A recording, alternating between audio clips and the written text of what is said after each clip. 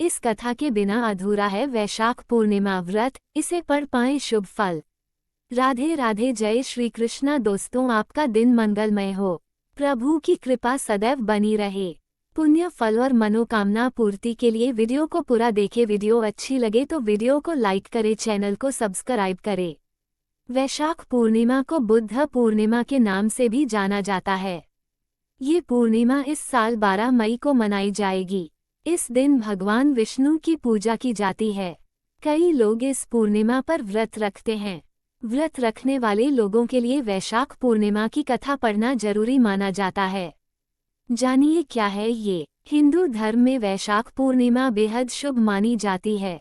इस दिन भगवान विष्णु, माँ लक्ष्मी, चंद्र देव और भगवान बुद्ध की आराधना की जाती है।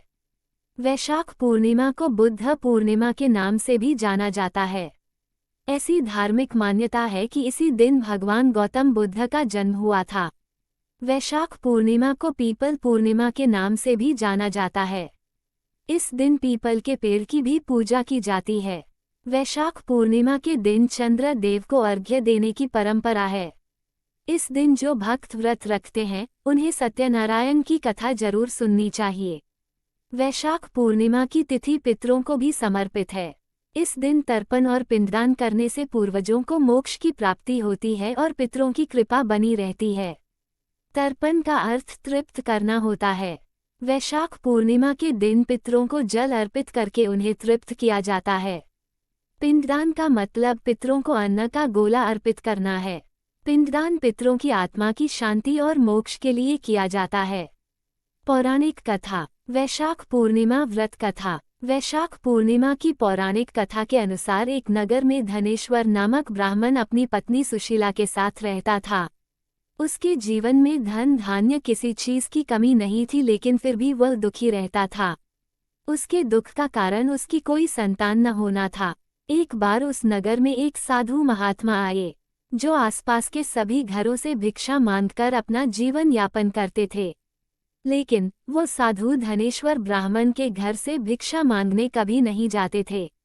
साधु के इस बर्ताव को देख सुशीला और धनेश्वर बहुत दुखी हुए। एक दिन उन्होंने साधु से पूछा कि आप सभी घरों से भिक्षा लेते हैं लेकिन हमारे घर नहीं आते, ऐसा क्यों साधु महाराज? क्या हमसे कोई अपराध हुआ है? तब साधु ने जवाब दिया कि तुम निःसंतान हो, ऐसे में तुम्हारे घर से भिक्षा लेना पतितों के अन्न के समान होगा और मैं कभी भी पाप का भागीदार नहीं बनना चाहता। बस इसी कारण मैं तुम्हारे घर से भिक्षा नहीं लेता हूँ।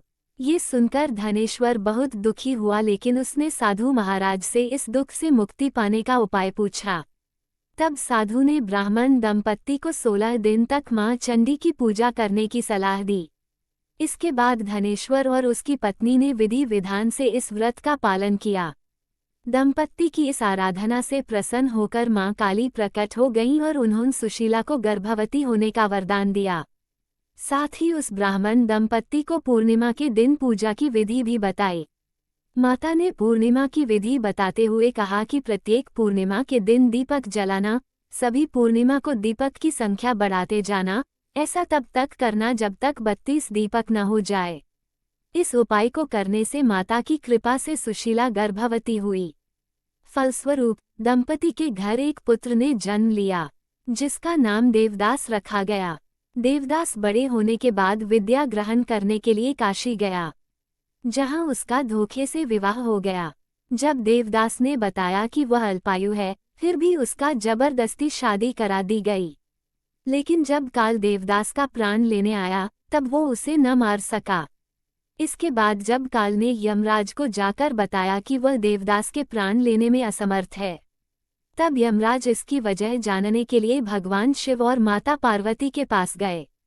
तब पार्वती माता ने यमराज को काली माँ से मिले वरदान के बारे में बताया और कहा कि ब्राह्मण दंपत्ति ने पूर्णिमा का व्रत रखा था, इसलिए देवदास का कोई कुछ नहीं बिगाड़ सकता है। इस तरह से पूर्णिमा व्रत का महत्व बढ़ता चला गया। वैशाख पूर्णिमा पर ऐसे करें पूजा। 1. वैशाख पूर्णिमा के दिन सबसे पहले गंगा या किसी पवित्र नदी में स्नान करें। आप घर पर पानी में गंगाजल मिलकर भी स्नान कर सकते हैं। 2. इसके बाद मां लक्ष्मी और भगवान विष्णु का जलाभिषेक करें। 3. फिर माँ लक्ष्मी को लाल चंदन, लाल रंग के फूल और श्रृंगार का सामान अर्पित करें। 4. इसके बाद घर में पूजा स्थान या मंदिर में घी का दीपक प्रज्वलित करें। 5. हो सके तो इस दिन व्रत रखें। बुद्ध पूर्णिमा की व्रत कथा का पाठ करें।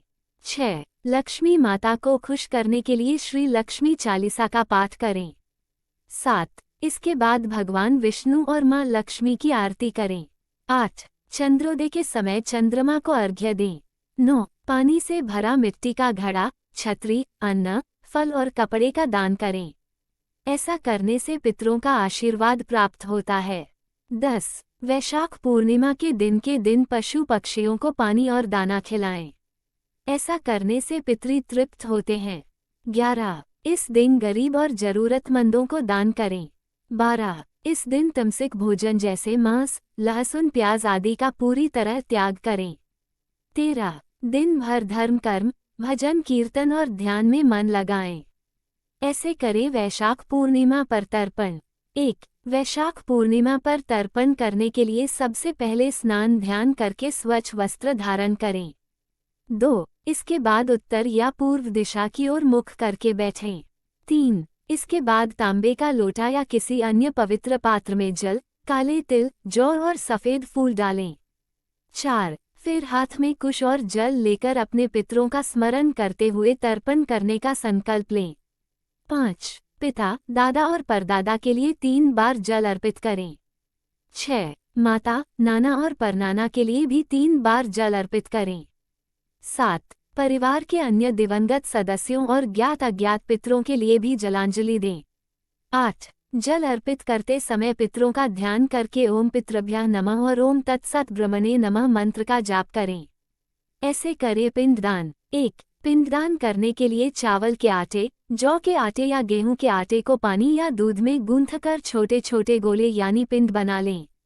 2. पितरों को पानी देने के बाद हर पितर के नाम का पिंड बनाएं। 3. कुश के आसन पर इन पिंडों को रखें।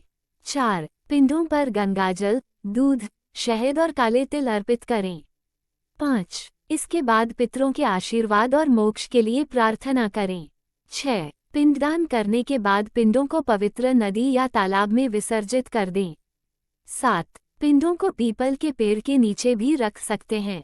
दोस्तों, ये थी आज की कथा। आपको हमारी वीडियो अच्छी लगी हो तो वीडियो को लाइक करें, चैनल को सब्सक्राइब करें।